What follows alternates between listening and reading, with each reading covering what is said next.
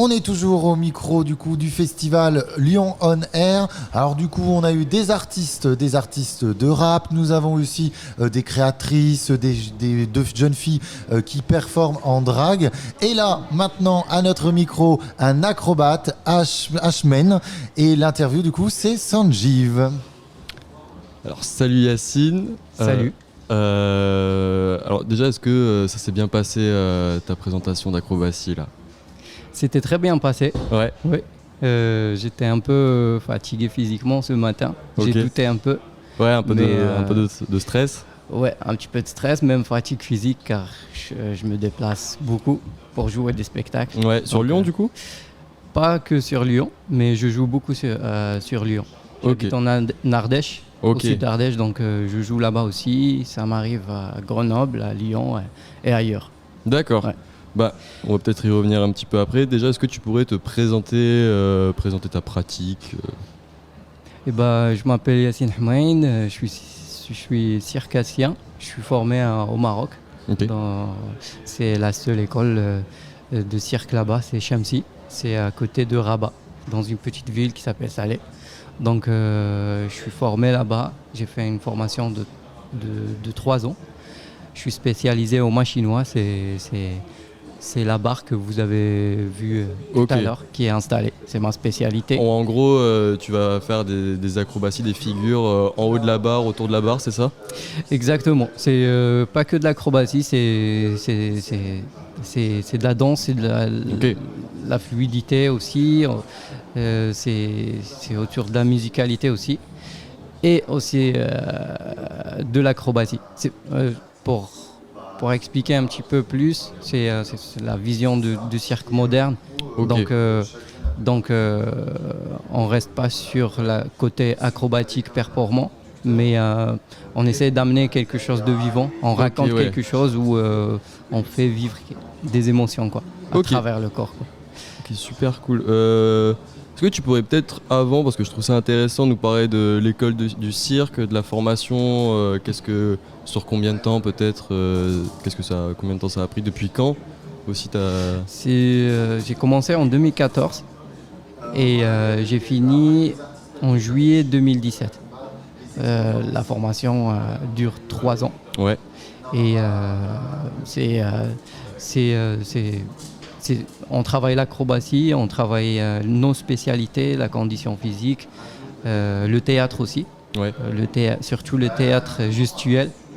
On n'est pas formé pour être comédien, pour parler dans la scène, mais le théâtre gestuel il est très présent dans notre travail.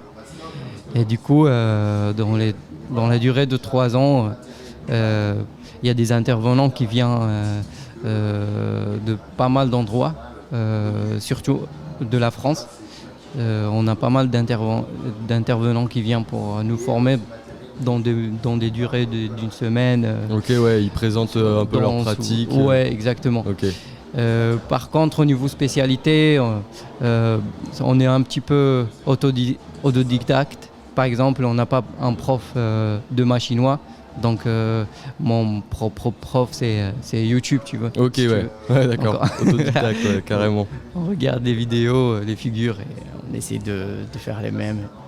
Et du coup, qu'est-ce qui t'a attiré dans le domaine du cirque en fait? Qu'est-ce qui t'a donné envie de te lancer là-dedans?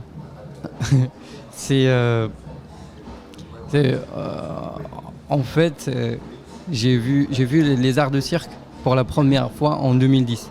J'étais garçon de piste, car avant la formation de cirque, je fais des acrobaties dans la rue, du parcours, un acrobate urbain si tu veux. Et l'école de cirque, il organise un biennale de cirque chaque 2 ans, qui s'appelle Caracena.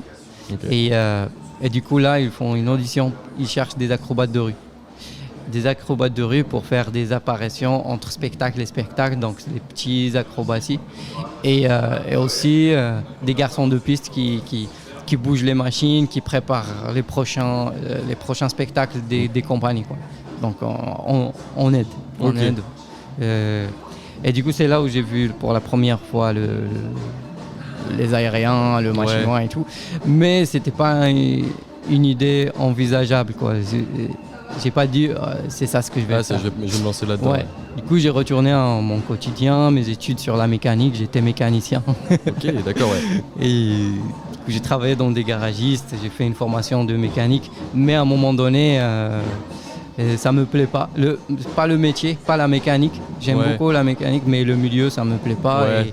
Et il m'éloigne un petit peu du mouvement et du sport. Et du coup, en 2014, je retourne à l'école pour faire Karasena, le biennale, pour la deuxième fois. Okay. Et c'est là où... Parce que ça t'avait... tu t'étais rappelé de ce truc, c'était un événement, la biennale qui t'avait plu, et du coup tu t'es dit que t'allais retourner. C'est pas pour moi. Ok. Tu vois, la première fois c'était waouh, j'étais impressionné, mais c'était pas pour moi. Ouais. Et là du coup tu t'es dit, on y retourne 2 ans après, tu y es retourné du coup parce que ça t'avait plu peut-être. C'est 4 ans après. 4 ans après, ouais. Et là j'étais... vu que j'ai fait des études dans la mécanique et ça accroche pas, j'ai dit peut-être c'est ça ce qui m'appelle. Essayer, ouais. Ok, super cool. Et du coup là tout à l'heure tu disais que tu avais été, qu'il y avait toute une dimension, raconter une histoire dans ton domaine, etc. Et du coup toi, qu'est-ce que tu essayes de transmettre comme émotion, comme histoire dans tes prestations? Alors, ça dépend des spectacles où je travaille, par exemple les miens. J'ai une création qui s'appelle Sage Sauvage et c'est un solo. Je suis seul en scène, donc c'est ma mise en scène et il y a des gens qui m'ont aidé en regard extérieur.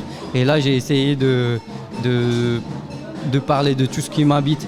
C'est mon voyage, mon départ du Maroc, mon arrivée ici. Tout ce qui m'a traversé dans mon chemin, c'est mon apparence, c'est le rapport humain et tout. Ouais, tout vraiment ça, t'exprimer à travers l'art, ouais. Et du coup, c'était ça. Mais avec d'autres compagnies, par exemple, il y a un metteur en scène, c'est lui qui amène le thème, qui amène le sujet, si on veut dire. Et on est des interprètes, on est au service. Okay. Comme vraiment des acteurs dans le théâtre. Exactement. Okay. Ouais. Et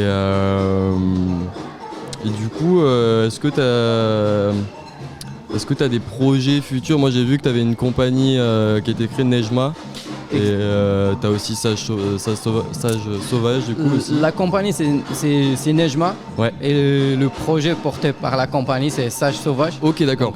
Donc là ce que j'ai joué aujourd'hui c'est un numéro de performance et poétique de 10 minutes. Et du coup, il y a la création Sage Sauvage qui dure 40 minutes, qui mêle chinois, théâtre, musique et conte aussi. Et un troisième projet qui est au cours de création qui s'appelle Shajara, arbre en arabe. Et on est 3 personnes dans la scène.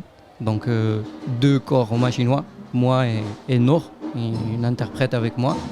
Et Christophe, il fait de la musique et narrateur aussi, comédien, musicien, si tu veux. Ok. Et du coup, quand est-ce qu'on pourra voir, par exemple, Sage Sauvage? Sage Sauvage, c'est après-demain, c'est le 18. Ok. Et c'est à Saint-Laurent. J'ai oublié comment il s'appelle le village, mais je mets tout sur Instagram de la compagnie. Ok, la compagnie Nejma du coup. Ouais, si quelqu'un veut suivre la compagnie ou voir les prochaines dates, du coup, il visite le compte Instagram de la compagnie et peut trouver tout. Ok. Mais il est pas loin de Lyon. C'est vers l'Auvergne. Je connais pas très bien, mais bon, en tout cas, on pourra trouver sur le compte Insta de Nejma, quoi. Ouais. Bon parfait, merci beaucoup, je crois qu'on a fait le tour. Merci Yasmine Achmen d'avoir été à nos micros. Donc moi je vais filer tout de suite sur Instagram, suivre la compagnie. Merci Sanjeev pour tes questions. Dans quelques instants, nous allons retrouver les chroniques de nos jeunes de la mission locale de l'atelier radio.